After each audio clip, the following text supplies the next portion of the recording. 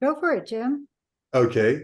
Um, about a year ago, I'm guessing, I was going through a pile of old garden magazines. I never buy them new. I always just wait for somebody to throw them out. And then I go through and mine for ideas. And here was this article by Ed Lyon. And I said, oh, interesting, interesting, interesting. And then I go through, and in another magazine, here's another article by Ed Lyon. And I'm going, oh, okay, this is good. This is, oh, he does this, does he? Uh, and I say, well, he says things well enough on paper. How about, so I went online and there was an interview with him, and he was as good vocally as he was on paper. So I thought we'd grab him. And I did an email out to him. Luckily, the sources gave a way to get to him. And that's about it. I'm very, very happy that he's agreed to speak to us. And I'll just turn it over to Ed at this point. Okay, well, thank you, and thank you for reaching out. I do the speaking and educational part on the side. My full-time job is director of Ryman Gardens. We're part of Iowa State University. I am a horticulturist. I have a master's in horticulture. I wrote a book called Growing the Midwest Garden through Timber Press.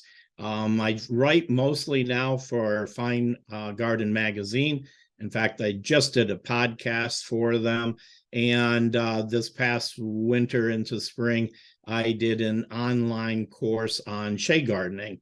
And it's this talk, actually, I've given talks over the years, and most of them, we start out as horticulturists giving talks about plants. It might be shade plants, it might be sun plants, and we provide people with this long plant list. And over time, I realized that the educational part of what I was doing was just as important as the horticultural.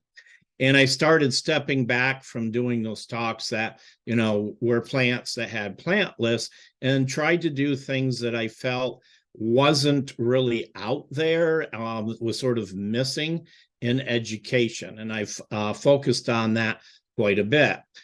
So this talk evolved from this. It's been given at the National Garden Conference. It's also been given at the National Perennial Plant Association Conference. At first glance, people might think, oh, he's anti-native, and that's not it at all. But every time that we have a major trend in gardening, so often it doesn't come with the appropriate background and education. And I think this has happened in particular with the native plant movement.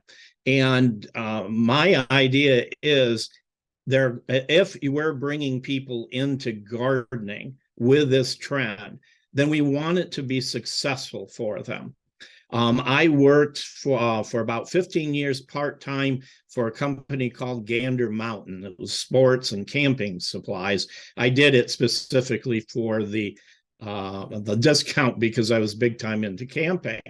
But I learned that if I did not outfit the beginner camper, that family that was doing it the first time, with the right materials, they went out, and in the Midwest, that's the first camping is the Memorial Weekend. It can be cold, it can be raining.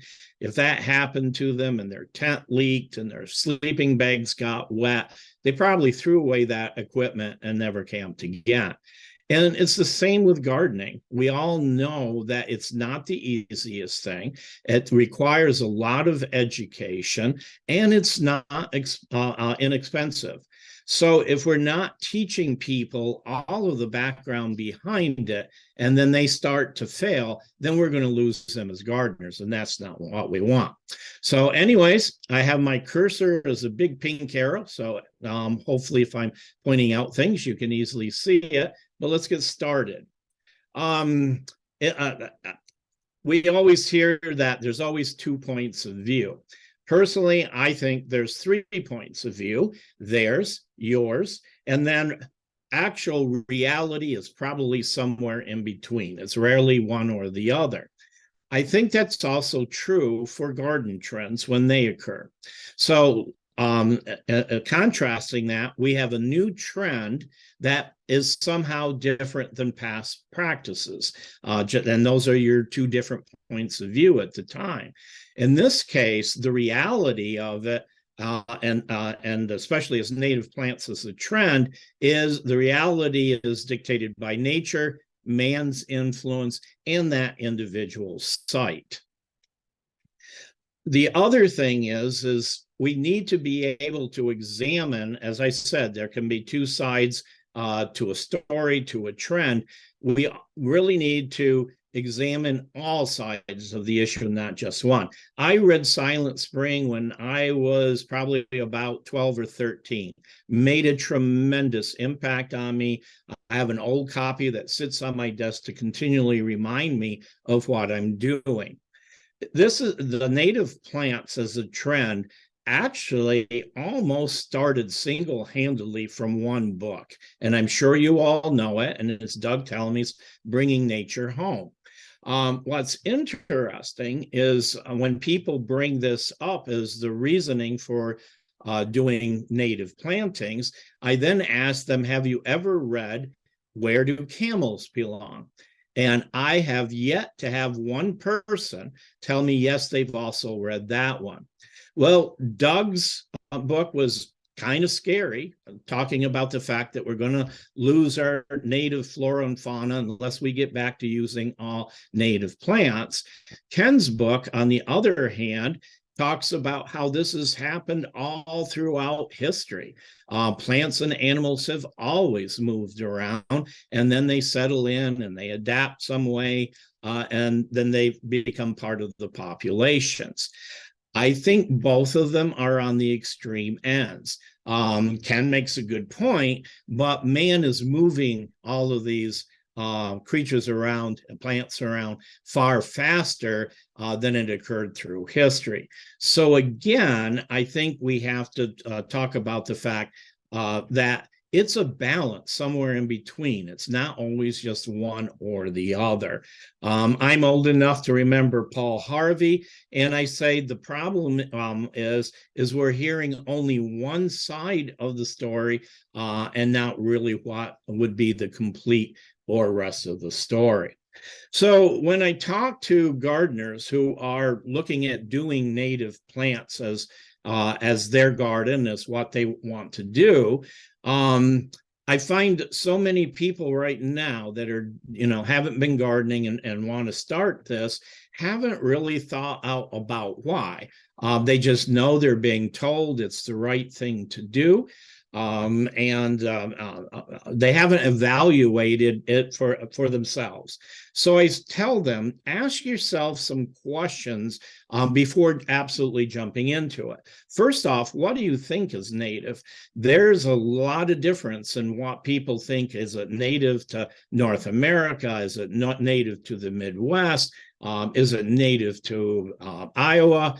And there are even purists that will tell you have to collect plant seed in very, very specific and small areas. So the first thing that this person has to do is to even decide for themselves what they think is native. And then what's your purpose for doing it? That needs to be true for every type of gardening we do. And if you're not asking yourself that, then you're jumping into it without any real plan. And also, where are you trying to recreate this native? And that's what you're doing. You're recreating a native environment. Are you urban? Are you suburban? Are you in the country? What are your soils? What's your environment? What's your climate? All of these things are going to make a difference, and you have to evaluate that. And then how much input are you willing to give the native? Most native plantings are much like the past prairie movement that we saw, in that it looks like, well, if it's native plants, then it should be really easy. Whereas these are some of the hardest gardens to maintain. Our average gardener can't really identify native plants from weeds as well as they could ornamentals, and oftentimes the weeds overtake some of these plantings, and the next thing they know, they're calling it a weed patch and pulling it out. And we don't want that to happen to them. And then the other question is native, and especially if you're looking at 100% native, really the best option for your conditions. Every one of us has different conditions, and we should be evaluating and deciding what plants work best for that. And of course, there's a reason for this movement. It's a noble movement. It's a good movement.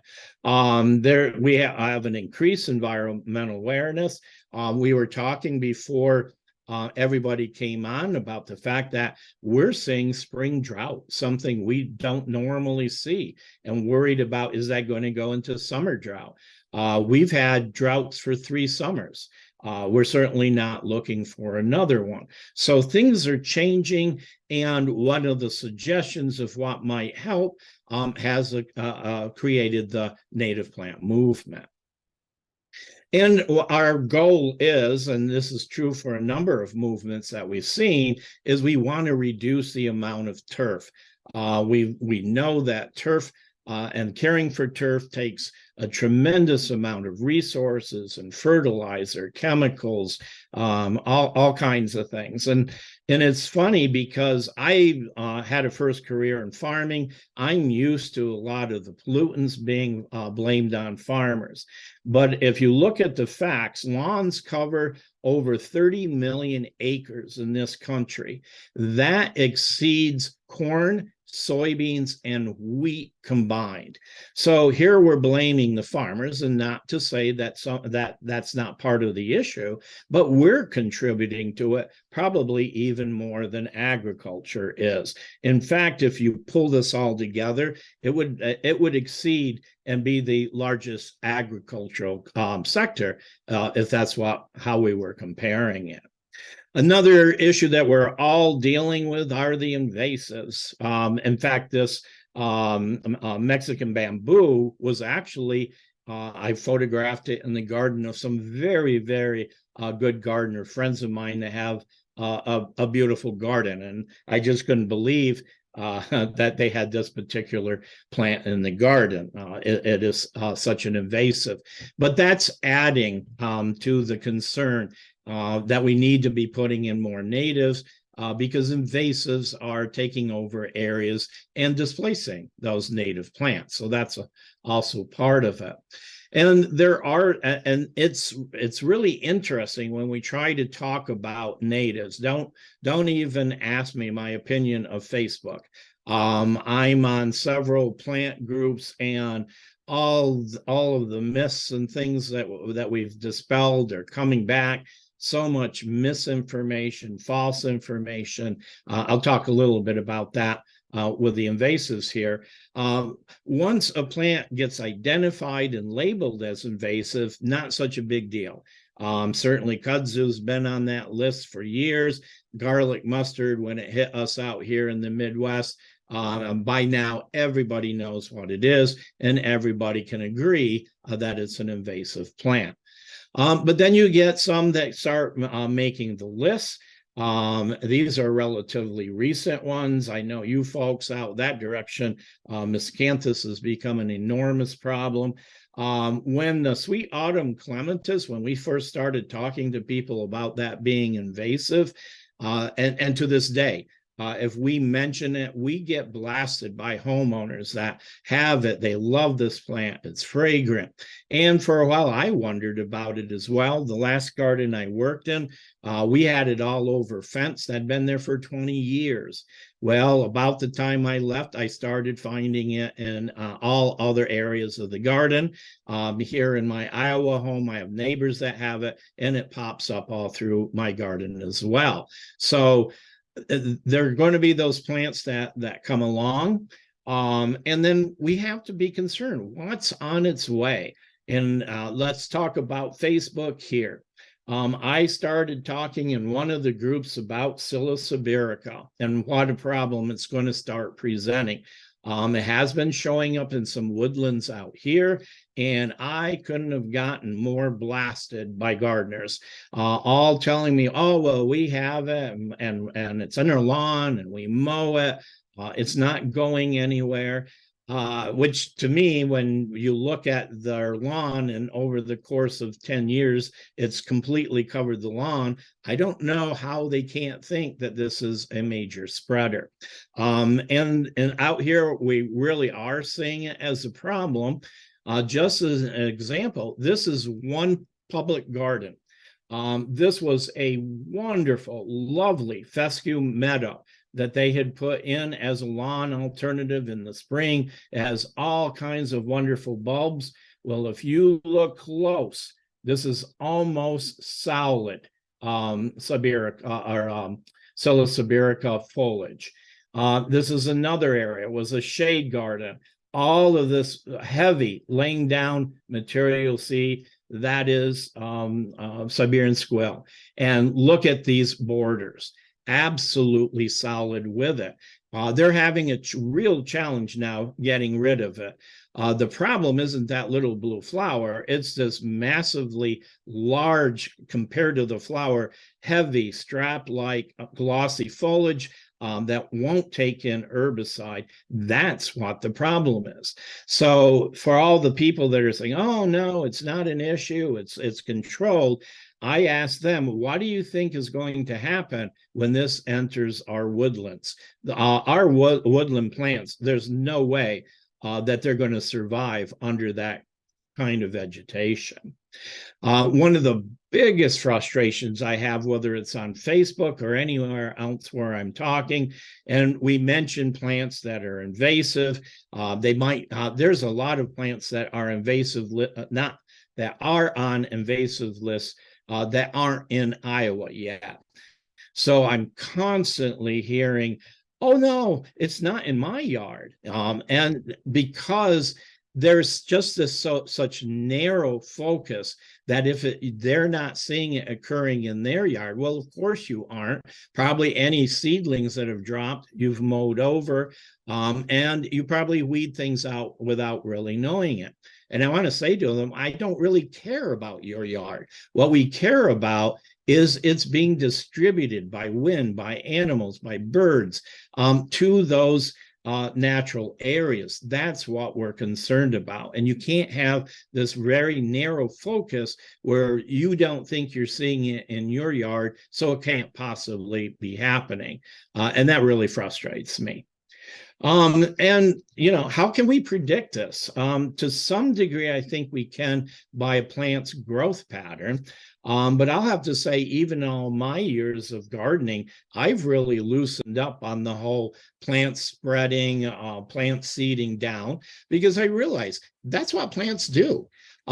And we get mad at them when they do it successfully.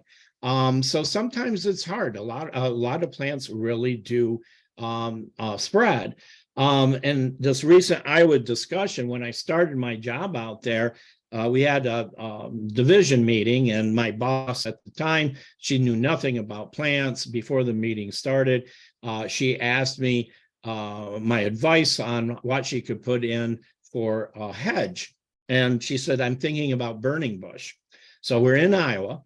And I said, "Oh, I would not do that. It's so invasive in Wisconsin. It's on their do not sell list." And somebody looked at me and they said, "But we're Iowa."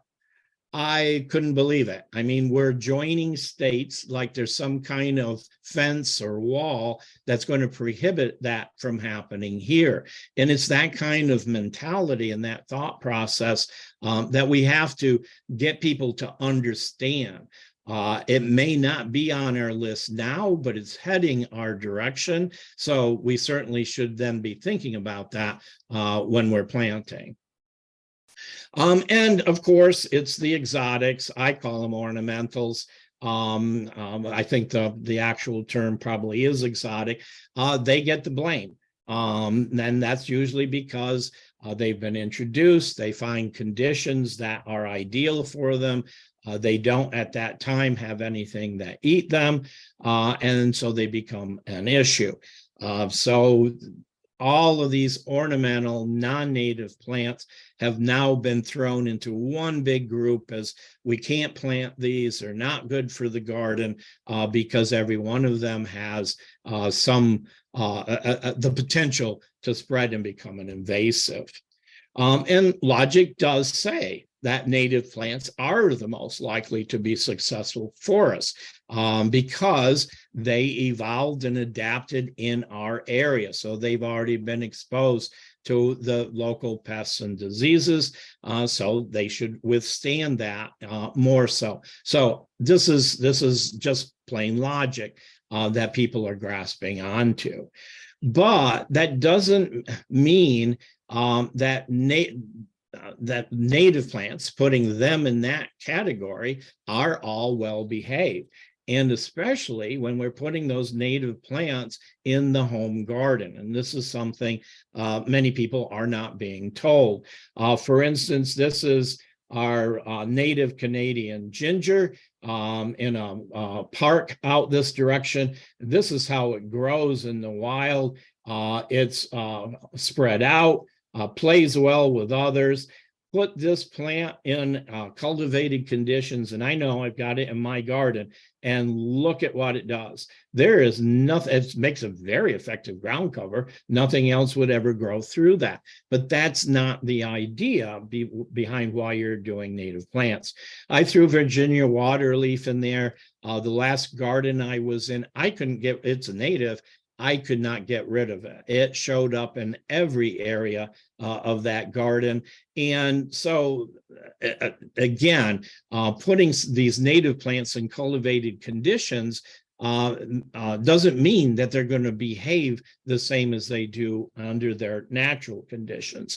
Here's a great example. My recent challenge was with dogbane. So in the wild, it's a great plant. It grows in areas, particularly like prairies, where it's got all kinds of room to spread out. That's true with most of the native plants out here in this area. They evolved and adapted to hundreds of thousands of acres. So one day I'm out, this is the outside, this is the sidewalk here, my fence, the corner here, and this is outside. And these plants started coming up, and I didn't look all that closely. And I thought, oh, look at that. I've got some swamp milkweed. That's okay. Well, it turns out as it grew out, I discovered it wasn't swamp milkweed at all. It was dogbane. So again, I thought, well, it's a native plant. That's fine. I'll leave it there. Well, this is what happened. And you can't tell me that that plant showing up right at the edge of the sidewalk didn't go under the sidewalk to this spot. And there's a lot of ornamental plants that will do the same thing, and we put on the invasive list. So this is what I had the following year, and I'm like, oh my, I better start getting this out. Well, didn't work real well, because this is what I had the next year that came up. And then you can see here, it just started marching down the right of way. And if I had not gotten control of this, I'm sure it would have just kept marching every year and expanding. And that's a native plant. But we've taken that native plant, we've put it in garden conditions, expecting it to behave one way, and it behaves in another. Another thing that's been coming up on Facebook a lot that really frustrates me is the enthusiasts are using this diagram. There's also one a friend of mine did that's the prairie, well, Heidi did this one too, that shows prairie grasses. And what they're showing is the depth of root systems. And so because these are native plants, they put down deep roots that makes them more robust, more adaptable to gardens. And once again, very frustrating, because first off, a good share of the country isn't prairie in the first place, and yet outside of the prairie area, people are still looking at this as an example. Here's another one where somebody's trying to show how much better it is than turf grass. But the problem is These plants evolved in prairies. So let's think about what that means. Prairies were centuries and centuries of grasses that kept accumulating and made enormously deep, rich, loamy soils. That's why it became, the land out here became so valuable as farmland. So people are forgetting that this is how they evolved and adapted.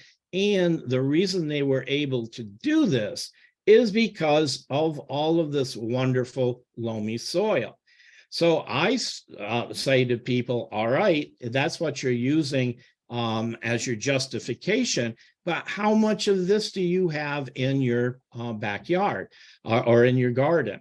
And we'll talk a little bit more about that, but I can guarantee you, at least in suburban and urban yards, nobody has that kind of soil. So then somebody argues, well, because they're adapted to grow deep roots, they'll be better adapted to go down through compaction and clay. Not true at all. You're putting them in an environment that's completely different than how they evolved. They're probably going to have just as much difficulty pushing their roots down as any other plant is. The other thing that they're doing is that they're just showing these tap-rooted plants. There's actually probably more fibrous rooted plants out there than tap-rooted. So what does that mean? Epimedium is probably one of the most shallow rooted plants I know and one of the most drought tolerant. Well, how can that happen? According to this philosophy, they don't have a deep taproot. The key here is not whether it's deep, it's how extensive you can get that root system, whether it's fibrous or whether it's tap. And that doesn't have anything to do with whether they're native or non-native. It has much more to do with your soil conditions. And again, I kind of find this amusing that everybody thinks that just because they're grouped into this category that we call native plant, it somehow makes them behave differently. And I laugh because these plants have no idea that we're categorizing them as native plants. They don't know that they're different than any other plants and vice versa. So we need to keep that in mind. They're not going to behave the way that we put the human designation on them. And this is our bigger problem. This is actually when I lived in Wisconsin. This is the small village of Oregon, and they say Oregon there, not Oregon, where I had a house. And you see out here, this is farm fields.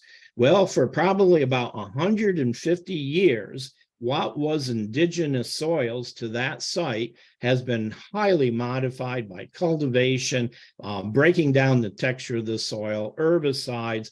There is no way that that soil is anywhere near what it was 200 years ago and when so-called native plants were growing there.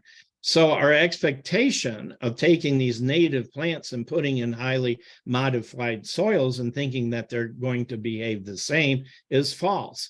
And then let's go a step further. There's that subdivision you just saw. Well, obviously, when they created these subdivisions, especially any of the houses that were built after the 1950s, the method to do that was dig out what would be your basement. They first off, they take all the topsoil off, and they probably take that back to their site. And then they come in, they dig out the basement, and all of that subsoil, crappy clay, nasty stuff, they spread that out on what will now be your property. If you're lucky, they might bring back 4 to 6 inches of topsoil to put back down on it, but it might not even be the same topsoil that's there. So now we've already have had this land highly modified, probably compacted 2 different stages in its history. There's absolutely nothing about the soil in this yard that is indigenous to the plants that would have been there several hundred years ago. So many people want to say native plants without realizing that there are native conditions. The other issue is that they're not explaining to people well enough is that we're encouraging people, and again, I think it's great. I hope that people are putting in native plants, but they're telling somebody like this that's interior that if they plant this kind of garden, they're going to have this diverse ecosystem. They may not even end up with some of the things that they're trying to attract because much of that ecosystem is dependent on the balance of other things. It's really interesting. I've asked people, again, enthusiasts, they've put in native gardens and they're lauding the fact that, oh, I've created insect diversity. And I'll ask them, I'm like, oh, cool. What insects have you seen there? Usually I get monarch, I get bees, I get very little else. So people are being told they're going to have this diversity, but they're not being told that diversity may not be complete. It may not, there's so many different ways to call that diverse. And again, like I said, when you're in a situation like this, are you attracting the species that you think you are to that location? And then if you are, well, what about the other organisms that are part of the balance and web that those creatures were part of in the first place? Also, will it attract undesirables? Nobody ever talks about that. And in some cases, you may be attracting undesirables. So if you're not educating these gardeners into what type of situation they're in and what they're likely to attract in their particular location, I think their idea is everybody's going to attract the same insects, the same flora and fauna, and that's just simply not true. Many may not attract much at all. About 15 or so years ago, we had a movement. It was called the prairie gardening. And it was interesting. At that time, I didn't know as much about gardening as I do now. I went to a conference. It was a conservation conference. And so we had a gentleman there. This is when the prairie movement was big. A woman asked him, she says, oh, my prairie is just full of weeds. What in the world can I do? And he says, well, first off, how big is your prairie? Well, she described the front lawn just about that size. And this is what he said that revolutionized how I thought about it after that. He said, first off, you don't have a prairie. You have a replicated prairie garden.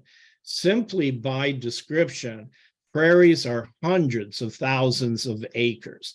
The reason you didn't find weeds in prairies, you did. And where were those weeds? They were around the edges as far as stuff could blow in or be moved in. But because then you had hundreds of thousands of acres beyond that, you didn't have that weed movement. So we were, at that time, they were advocating and saying, oh, this is going to be low maintenance because it's a prairie. Well, they're simply too small. And every single weed that comes in by bird, rodent, wind, whatever it be, can get into the very interiors of these. And that movement simply failed. People that thought they were getting this natural low maintenance garden, when it got to this stage, they took it out and put back in turf. And that's not what we want. We don't want people doing that. So my opinion is we've got to be careful. We don't want to talk our gardeners into something like this. And I'm not talking heavily and almost completely ornamental, but I think that middle ground, the solution is going to be is probably more naturalized types gardens that are taking advantage of the best of all plants, regardless of whether they're native or not. And I'm convinced, and I've seen a lot of writing about it. I thought they actually put a term on it, and I could not find that. But our urban and suburban landscapes are now ecosystems of their own. They have their own climate. They have their own soils. And to think that we can take and put all natives into that kind of environment and have them succeed, that's a fallacy. I mean, even ornamentals, many plants are going to fail under these conditions, regardless of whether they're native or not. And I like to talk about what I call the poster children. We have one of a handful of year-round butterfly conservatories at Ryman Gardens, and don't even mention the monarch to my entomologist and curator. Not that he doesn't like monarch butterflies, but this one butterfly has become such a poster child for an insect to save that nobody thinks about all of the rest of the butterflies. We have a lot of native butterflies that are even more endangered than the monarch, but you don't see any emphasis on saving them. We picked this one very beautiful monarch that happens to do something very interesting in migration, and it becomes our poster child, but unfortunately to the detriment of all of the other butterflies that also need help. And of course, the honeybee, when we were seeing honeybee collapse, that became such a huge concern. Actually, the honeybee isn't native, and we overlook the fact that we have many, many native bees that could do the very same thing as the honeybee if we were simply producing conditions for them. So you can have these individuals that become so famous, so to speak, that so much else gets overlooked, and we don't want that. Like I said, there's been this real frenzy. Everybody's supposed to be putting milkweed in their plantings in their yard. I think most of us know how quickly it spreads, the common milkweed anyway, by rhizomes, by seed. If you haven't told them that, they start growing it, and all of a sudden it ends up in the neighbor's yard. Neighbor's not happy. It can shut some of this down because they haven't been properly educated. The other thing that concerns me is if we're putting all of our emphasis and education in putting that milkweed in your home garden, where it's a very small amount, it's only going to produce a few butterflies. You have to hope that those monarch butterflies then make it up and hopefully can attach themselves to an actual swarm that's migrating.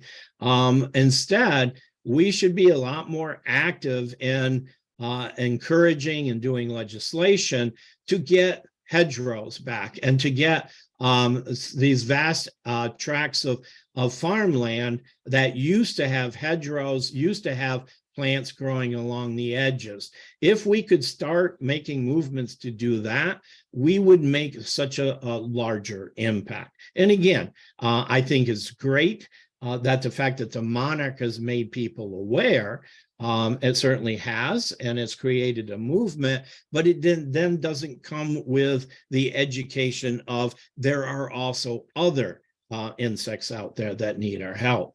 The other thing this has done is made the public think that all insects are now specific. They have to have a very specific plant to nourish them. They have to have a specific plant on which to lay eggs. And that's not true for many of our insects. They're actually generalists, and they can make use of other plants. And very often that may be non-native. This is my Heptacodium. I hope you're all familiar with that tree, but it flowers in late August and into fall when very few other trees would actually be in bloom. Mine will be covered with almost every insect you can imagine. That's an important tree in my yard for insects that need that late season nectar. Very true. I posted on Facebook, got some grief over this one, but these are, this is a native butterfly that was making use of my Pushkinia and my Corylus, both non-native plants early this spring. I also have native plants. My bloodroot wasn't out. None of my native flowers were out.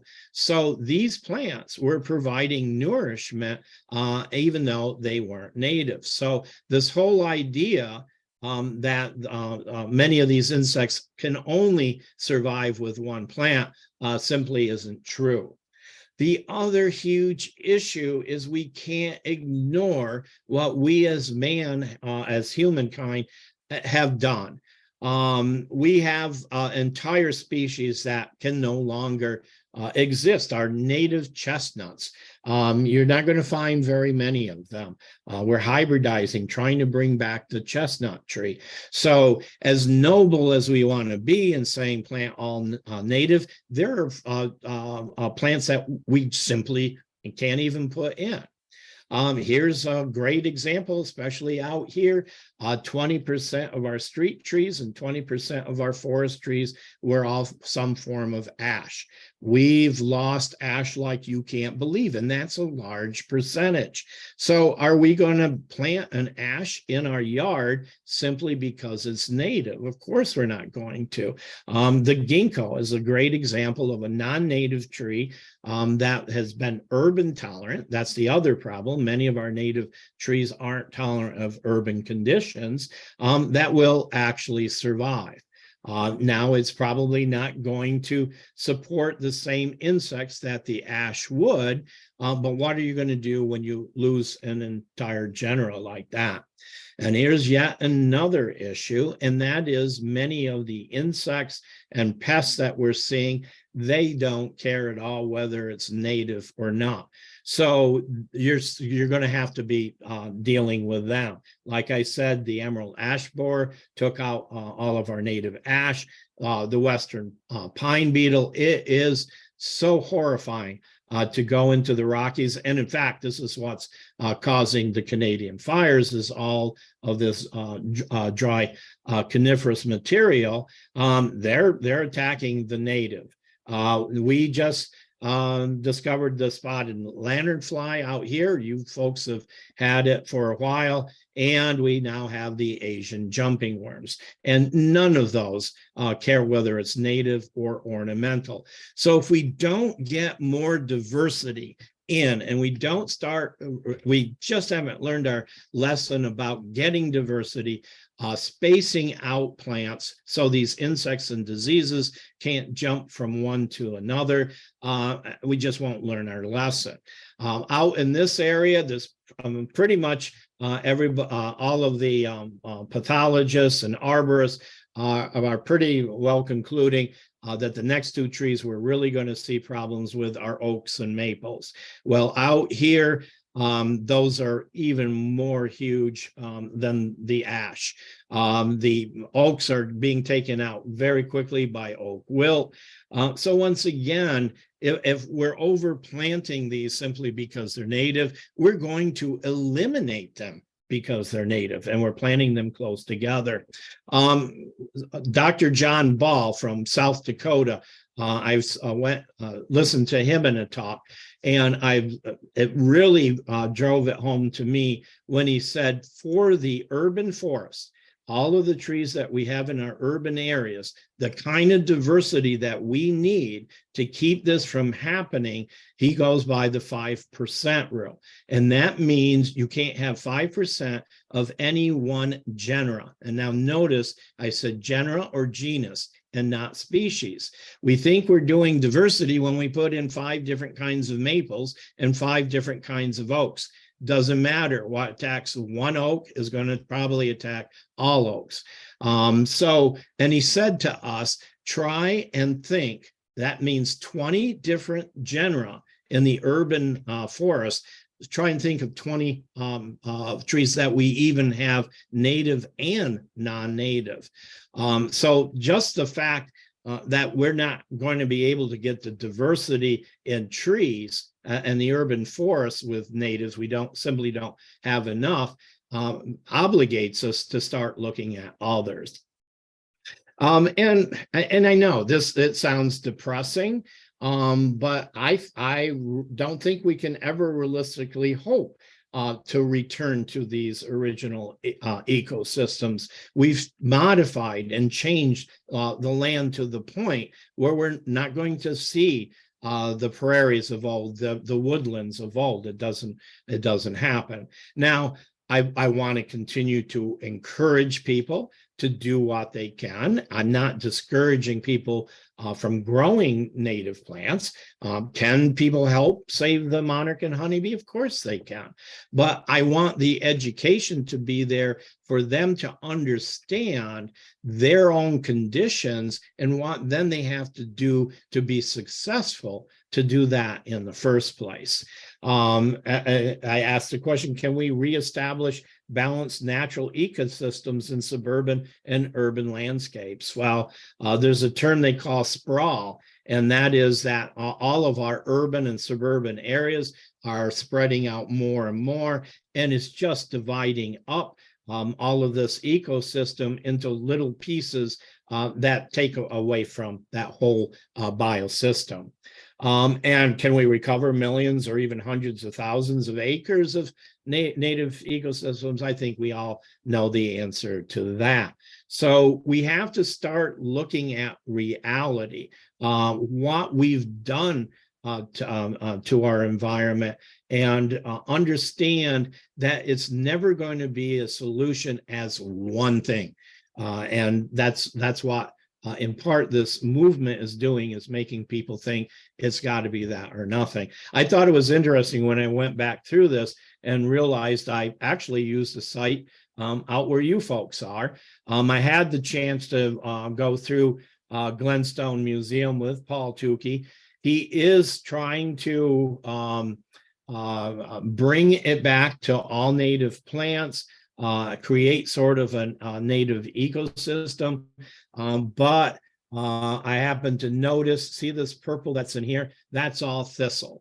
And this here, fortunately, we don't have this one. I know you do, but that's the Japanese stilt grass that's growing everywhere. And I said to him, I said, you know, you're trying to pull 300 acres back into natural systems. How do you do this? And he says, probably it will never be 100%. It can't be because we can't manage that large of an area and keep all of this out. So we have to be realistic about that as well. It can be a noble cause. You can have all kinds of money to throw at it, but it isn't necessarily going to be that manageable. So if this isn't that manageable, for those folks, think about a home gardener. And you have all seen these maps. One of the other issues is our climate is changing. I have no doubt in it. A friend of mine, his wife is a climatologist. She said she quit saying climate change, and she now says climate chaos. We know we're getting warmer. We know that where we live right now is going to probably in 30 years have the environment of states 2 or 3 south of us. It's a depressing thought, but it's going to happen.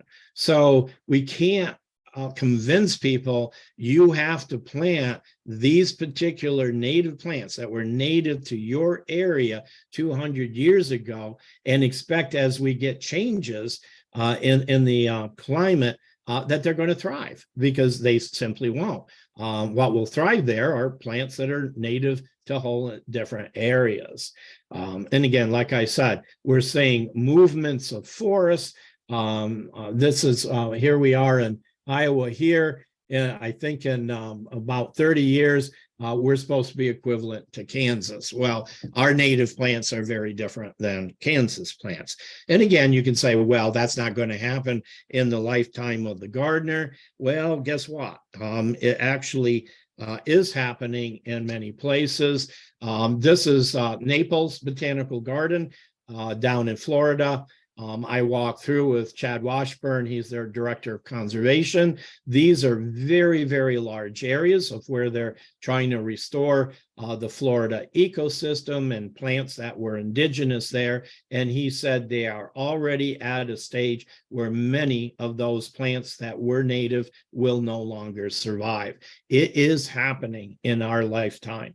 So he had a term that I really loved. Instead of saying native, he said regionally appropriate. What they're doing is they're going into Cuba and they're finding similar species to plants that were native, and they're bringing them up because they will actually survive.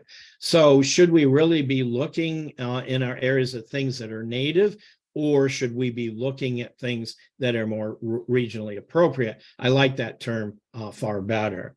And this is one that I'm sure I can tick a lot of people off with, but read Where Do Camels Belong? And also think in terms of being a horticulturist, of being a gardener. Are some of these plants disappearing because they're weak and they're being outcompeted? In nature, they would have disappeared because they are weak plants. The whole idea is, through evolution, is to create plants that can readily adapt to the environment they're in. We as gardeners are used to babying them along and giving them conditions that they wouldn't even survive in wild conditions. Nature already eliminates species this way. And will species sort themselves out, as they always have? It's funny, it wasn't that long ago, purple loosestrife was the big issue here. Don't even hear about it anymore. Eventually, these populations settle in. They'll always be here, but they settle in. They end up with predators, things that will eat them, and knock the populations down. If you read Where Do Camels Belong, his argument is we spend billions and billions of dollars to eradicate invasives that we will never eradicate. And probably the better plan is to let them settle into the environment. And we humans, we think we know best. And we think right now, oh, the best possible thing is to put in all natives. Well, it turns out most of the times we're not very accurate, and we make a bigger mess than was there in the first place. So, and again, we have to think about, will these plants survive as all these ecosystems change? And the reality, I'll read it here, sad as it is that climate change, invasives, man's current impact on the planet, and other factors means that it is more likely that we're creating a new reality that we're going to have to learn to live with. We can't, we're not going to effectively be able to go backwards. So we're going to have to live with it and adapt it before we really have any realistic expectations that we just simply can't turn back time. I think what we really need to be looking at, getting away from that sort of single isolated idea of all natives, what I think these are the key terms of what we're going to have to be looking at in the future. What is the sustainability? Are they regionally appropriate? Are they climate resilient? And boy, this year's going to tell us. Are they heat and drought tolerant? Are they tolerant to changes that now are happening every year that used to be, well, that's a 50-year flood. And it boils down once again to what horticulturists have been telling people as long as horticulture has been around. It's still right plant, right place. It may not necessarily be a native plant that will survive and do what you want it to do. It may not be an ornamental plant. Putting these kinds of designations on them, what we have to do is look at our own situations, figure out what will handle those conditions, and get the best of plant materials that we can that will still then help the planet ecologically. There are many sustainable movements out there, and they're excellent. Most of them that I've seen that have been successful don't make use of only natives. It tends to be a combination. But one of the things I think that the movement is doing, and I am glad about, it is making more people aware. And it's unfortunate that it's climate change and the conditions we're currently under that's really adding to that awareness. But I will certainly take the awareness. And then my hope is that we can give these folks some education so they don't end up with a garden that becomes a weedy mess, doesn't do what they were told that it would do, because they will simply turn it back to turf, because that's much easier to take care of. So my focus here is we just can't take a movement like this and say, it's all good, just do it. We have to also educate people to all of the obstacles that they may be up against as well. And then we can help them do it successfully, is my hope. And that is the end of the presentation. So we can open it up to questions, I believe.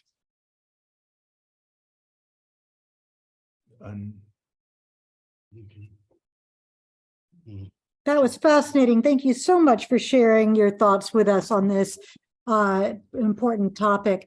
You had mentioned early on that that lawn is the largest crop in the United States, and that may very well be true, but it is also true that people don't always fertilize their lawns at the same rate as agriculture. So when we're looking at some of the pollution, I was curious, in terms of how you saw that. It is certainly not at the same rate. Yeah, and first off, it's not a maybe, it's a fact. There's more acreage of lawn and turf than there are agriculture. That's just plain fact. And as far as people, not everybody putting on the fertilizers and chemicals on their lawns. I think the folks in the Southwest that are overusing water more than make up for it. I think you'll find that most homeowners put some kind of application on their lawns. I'm talking turf lawns, not meadows. I'm talking turf lawns. And does it really matter that some of them aren't when we've got 30 million acres in the first place? We're not talking about eliminating lawns. There are purposes for lawns, for recreation, children, dogs. What we're trying to get people to do is not have vast expanses of it. There's no real use for it that way.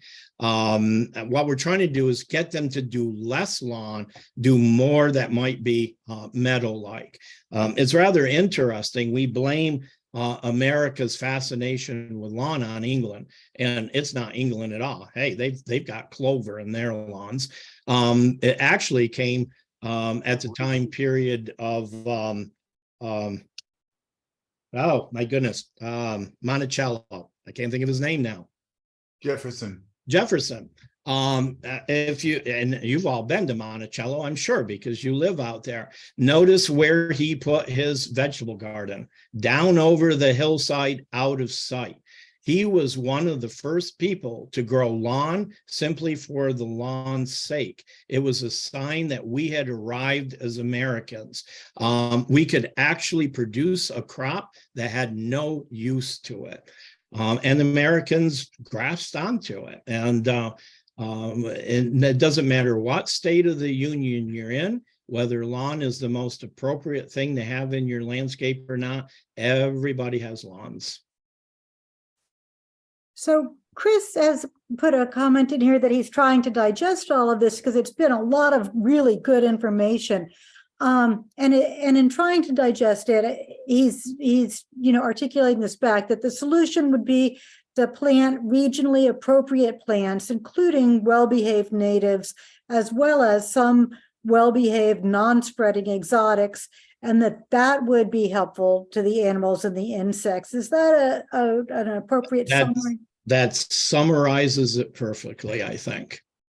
Great. Thank you, Chris, for Cynthia. that summary. Olivia, can I jump in here and add one more thing to Edward's?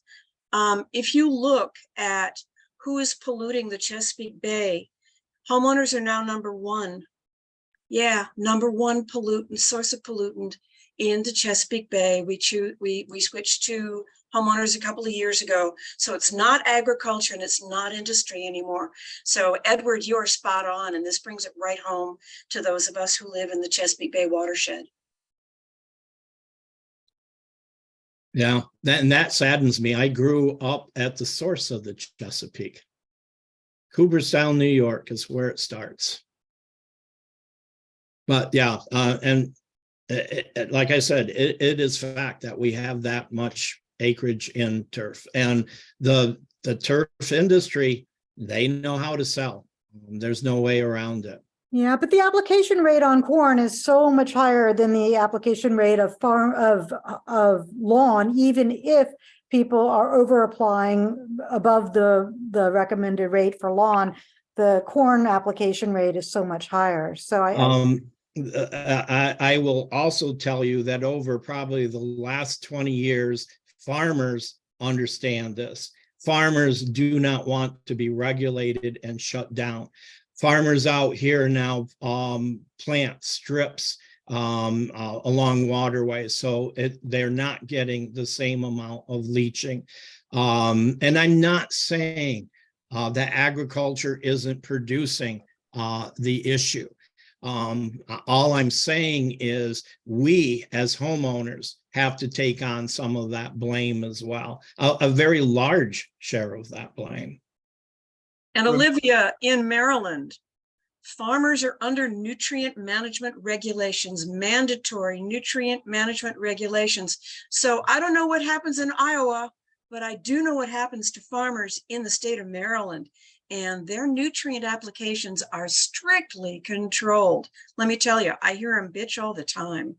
Yeah, it's a whole different form of agriculture, and they know that their livelihoods depend on it. The waterways were getting so bad in Iowa, very strict regulations, and they've cleaned up. When I lived in Madison, Wisconsin, there's 4 lakes there, and they were blaming the farmers. You could not put phosphorus on your lawns at all. That was becoming such an issue. The farmers cleaned up their act, and they realized that really the bulk of the pollution that was coming was from septic systems and runoff from lawns.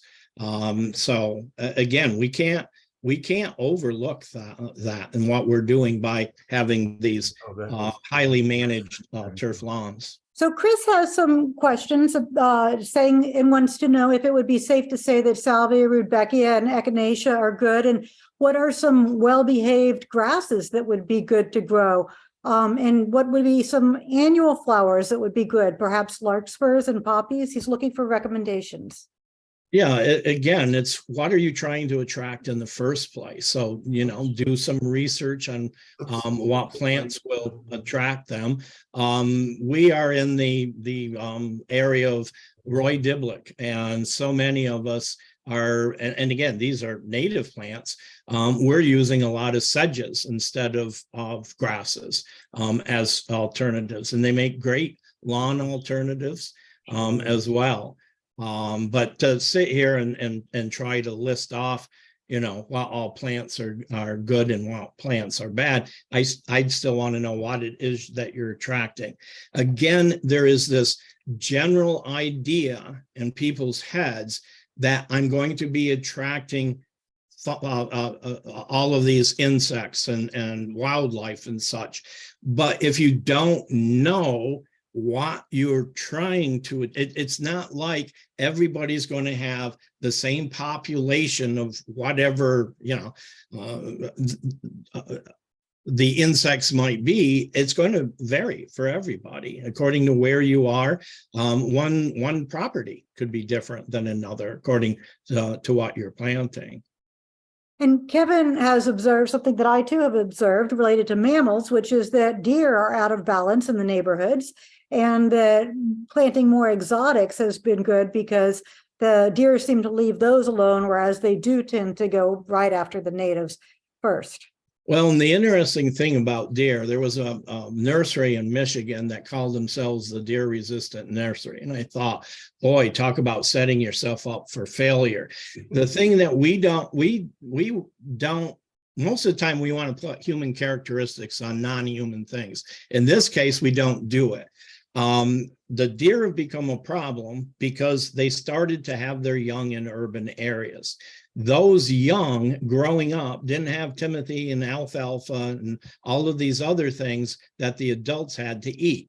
So they had to develop a palate of their own with new plant materials. And the whole idea that every deer has the same taste buds is ridiculous. My father loved broccoli. I hated it. Why would deer be any different? I've seen them go in one property and mow off one particular hosta and then go to a whole nother area, and that's the one that they won't touch. So this whole idea, that we can say this is deer resistant, this isn't, they're going to do the same thing anything else does. They're going to taste, they're going to sample. There's certain things that some deer will eat that others won't. So that's always going to be a problem. And then another question is clover a good alternative to lawn grass like fescues? And is clover even native? We have native clovers, but it's probably more of the white clover that people are using. So again, an example here where a non-native plant is actually very functional. Clover was a sign of royalty in England. People wanted clover in their lawn. It has more, in fact, our clover out here, we have the whole no mow May.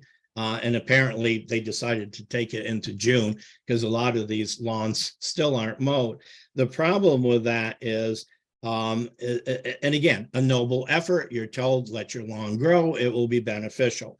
Well, there's two types of lawns out here. One is Kentucky bluegrass, so letting that grow out doesn't do a thing. The other is the ones with all the dandelions in, and those dandelions last a matter of a few days. You really haven't helped that much, but you've distributed a lot of dandelions.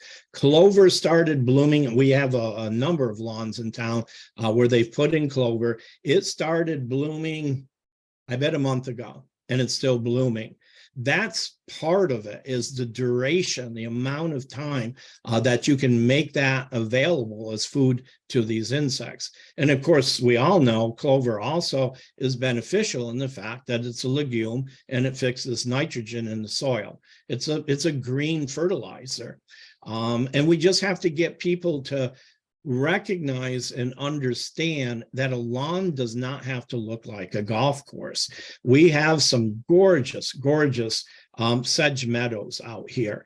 And again, you're using native plants for that. That look lawn-like, but they're a little higher. And but we've got to get people to understand that there are different looks, that clover is not unattractive in the lawn. In fact, it's beneficial.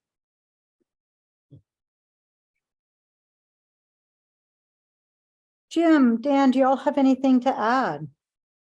No, I've been delighted with this talk. I can't thank Ed enough. And you might just shoot us a list of other talks that you have. This has been a fantastic talk, and I want to thank you as well. This is the most controversial one, so it doesn't get. The rest of them don't get quite that controversial. But again, when I give it, my hope is the message here is about education, that we're simply not providing gardeners with enough education of what all is entailed. We just say, this is good, go for it, do it, you're going to help save the planet. And like I said, I don't want people to jump in it without the right education, because I guarantee you, once these native plantings can get weed infested fairly quickly. The neighbors are going to complain. If you're not doing it right and using the plant materials that will thrive in your location, I'll guarantee you they're going to do the same thing they did during that prairie movement. And they're going to convert it all back into turf. And that's not what we want. We want them to be using natives in a way that is beneficial and will do well for them. There's also, you're saying not enough education. There's also a lot of miseducation out there. Yeah. Carol Allen can verify some of this. I used to work at Benke Nurseries, and we'd have the after church crowd on Sundays of the blue-haired set.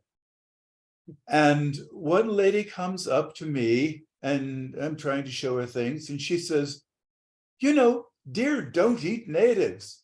I know this because I'm a master gardener. The customer is always right. And I'm just grinding my back teeth into bone meal and saying, what did they eat before the white man got here, lady?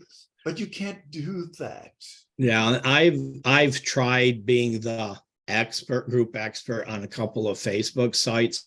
We have one out here that's Midwest Community Gardening, and all of the myths are coming back on how to plant trees. Vinegar's back as an effective weed control.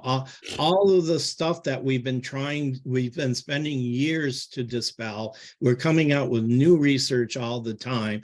And then here are these people that have no experience other than their own home garden, telling everybody that this is the way to do it. And you come on and tell them why we've already disproven it. And boy, you better be prepared to be blasted for it.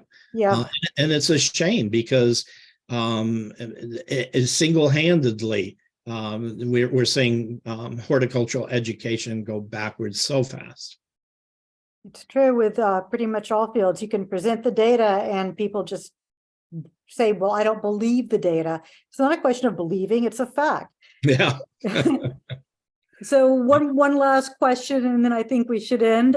Is there any solution to the stilt grass that's covering the forest floors, covering the trilliums and the others? Out of my range of expertise, I've only seen it. I really have no knowledge of it. But I will say I was in one of our forested areas out here, and there was some form of bamboo, and I'm like, oh my goodness, how did this?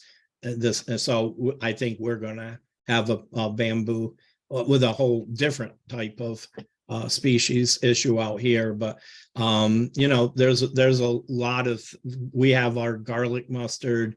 There's just some things that we just shake our heads and we say, how are we ever going to be able to control it? Yeah. Well, thank you so much. I really appreciate your talking to the club tonight. And I will share the recording with you and we'll put it on our page. So thank you so much. And thank you for having me. All right. Bye-bye.